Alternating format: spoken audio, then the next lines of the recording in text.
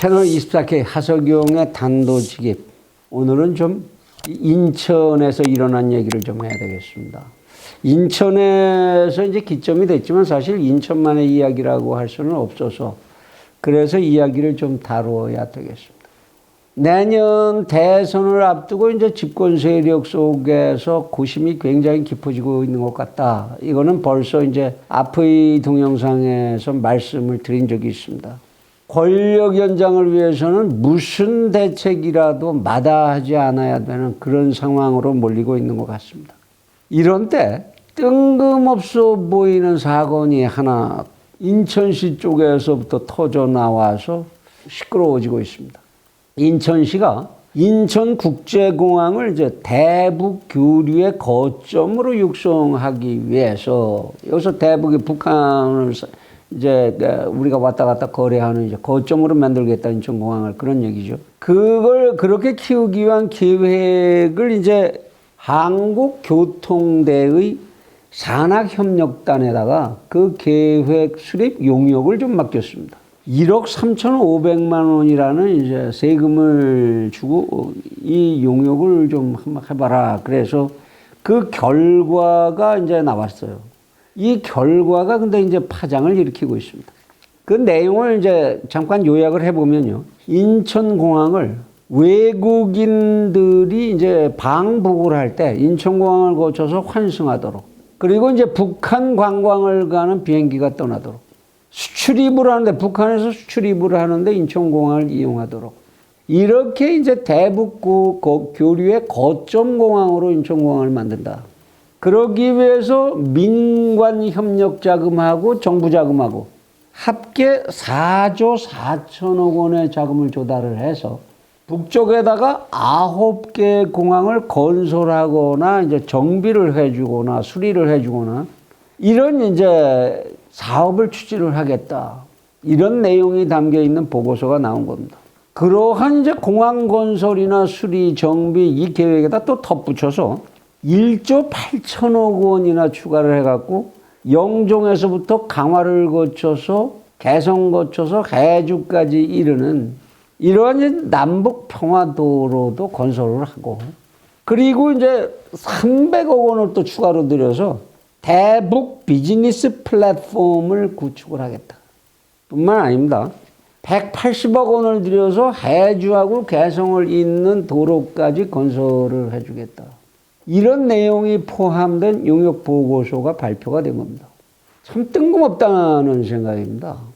물론 인천이 대북 협력 사업이라는 얘기를 처음 한 것도 아니고 평화 거점 지역이라는 말을 처음 내놓은 것도 아닙니다.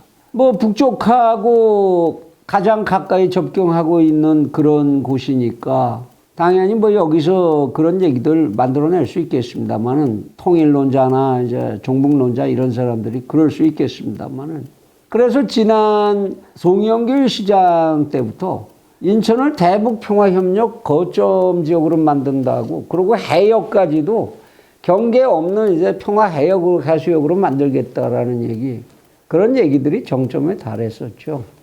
그런데 이 사업은 사실은 지방자치법 제11조 채널 24K에서 여러 번 소개해드렸던 그런 조항이기도 합니다. 이 조항에 의해서 지방자치단체가 추진해서는 안 되는 다루어서는 안 되는 사업에 해당하는 사업입니다. 법으로 명시되어 있습니다. 지방자치단체는 다음 각 호에 해당하는 국가사무를 처리할 수 없다. 다만 법률에 이와 다른 규정이 있는 경우에는 국가사무를 처리할 수 있다. 뭐 이런 단서가 있기는 합니다.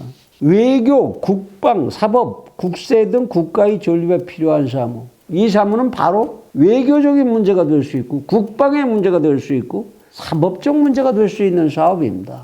더구나 국제적인 문제는 직접적으로 지금 UN 안전보장이사회에서 제재하고 있는 사업에 해당하는 사업들이죠.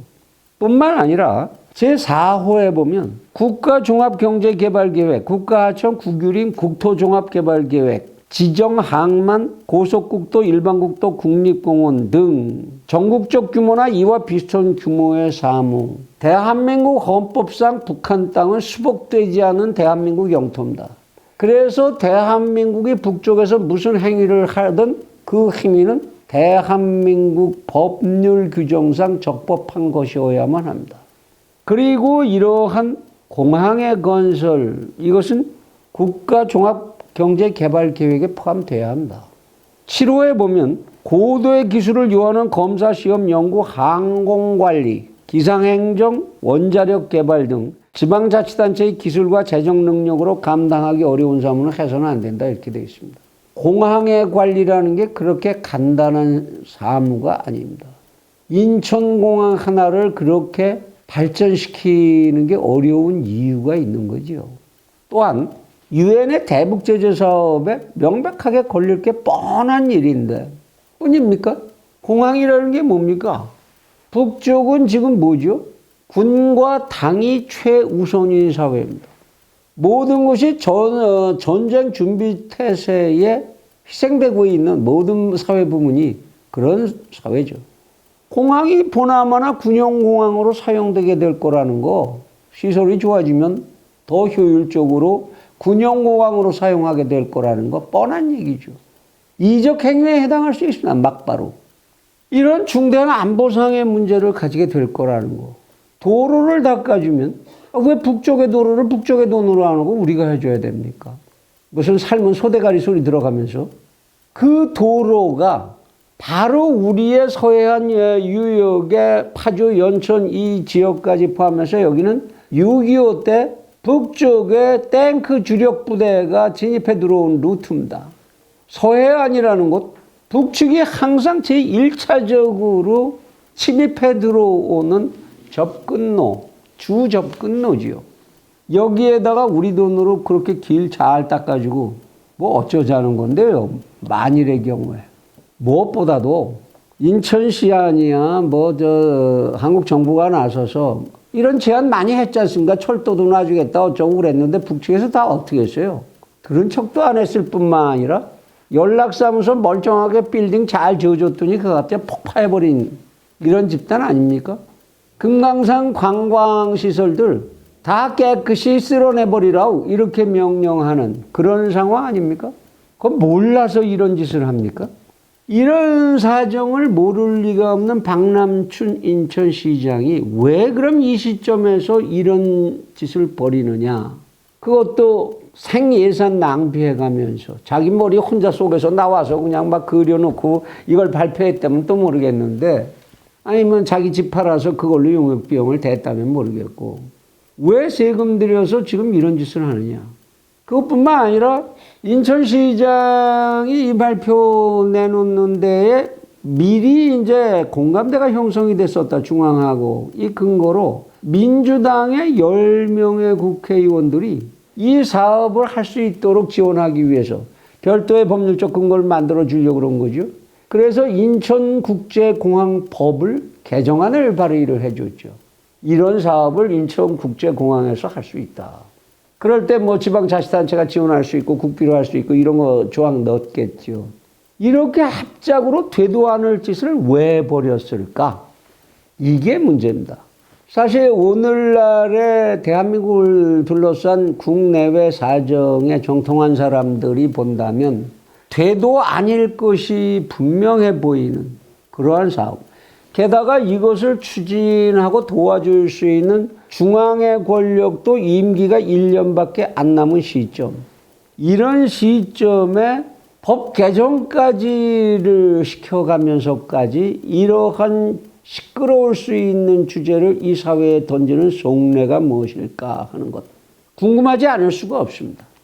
그래서 이제 계산을 해보면 있을 수 있는 가능성, 경우의 수라는 게 뭐겠습니까? 사실 집권 세력은 어떤 분야, 어떤 문제에 있어서도 통쾌한 활로를 이 사회를 위해서 열어 보일 수 있는 분야, 그런 과제를 가지고 있지를 못합니다. 경제, 국방, 외교, 교육, 국토관리, 무슨 어디라고 해도 뭐 대안을 내놓을 방법을 갖고 있지 못한 이런 세력이죠. 지금 현재 집권 세력이. 그들이 오로지 활로라고 얘기하는 거는 북쪽과의 협력, 대북과의 공동 개발을 통한 경제 활성화. 이거 대통령이 아주 집착하는 사업이죠. 그 주제를 놓고 통일이라는 논리로 분식을 하면서 또다시 새로운 선거 아젠다를 만들어내려고 하는 거냐.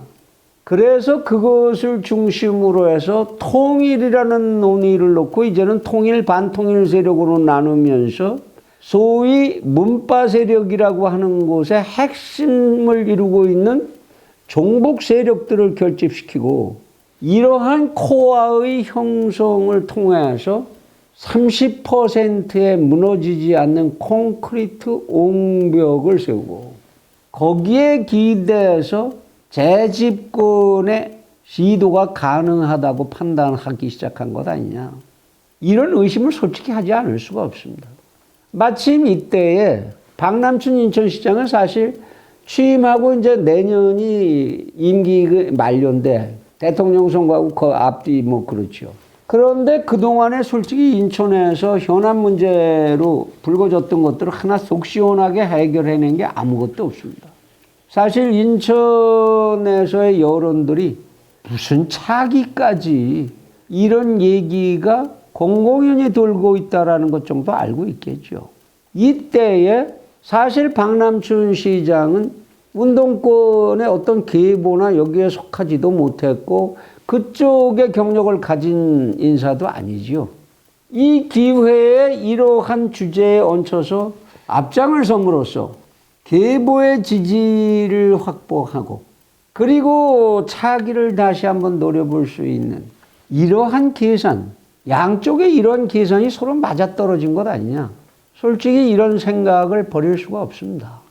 강원도에서는 이와 유사하게 지금 강원도의 차이나타운을 대형으로 건설을 해서 작은 중국을 강원도에다 건설하려고 했다가 민원에 부딪히고 지금 또 춘천에서 안 되니까 강릉으로 도망가서 또 한다고 그러고 말썽을 빚고 있는 중 아닙니까?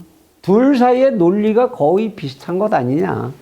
이런 시각을 거둘 수가 없습니다.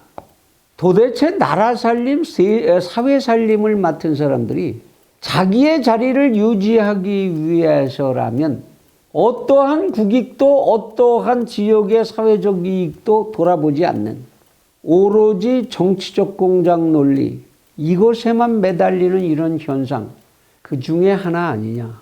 그러면서 이것을 참 우리의 아픈 주제인 통일이라고 하는 감상적 언어로 분식하는 교활함, 지금 그런 작전이 진행되는 것이냐 하는 그런 우려를 거둘 수가 없습니다.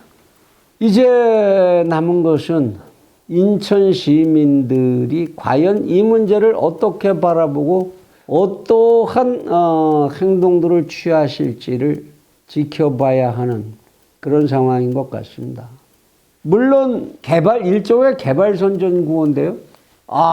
영종에서부터 강화까지 해서 해주 개성까지 다리가 다 놓이고 길이 뚫린데 여기서 이익 보는 사람들도 또 있겠죠. 지지하는 세력들을 확보할 수도 있겠죠. 그러나 인천 시민들이 그렇게 만만하시지들은 않을 것으로 기대를 합니다. 무엇이 국익이냐, 무엇이 공익이냐, 무엇이 정치 공작이냐, 이것을 구분하는 게 그렇게 어려운 일은 아닐 것이라고 믿습니다.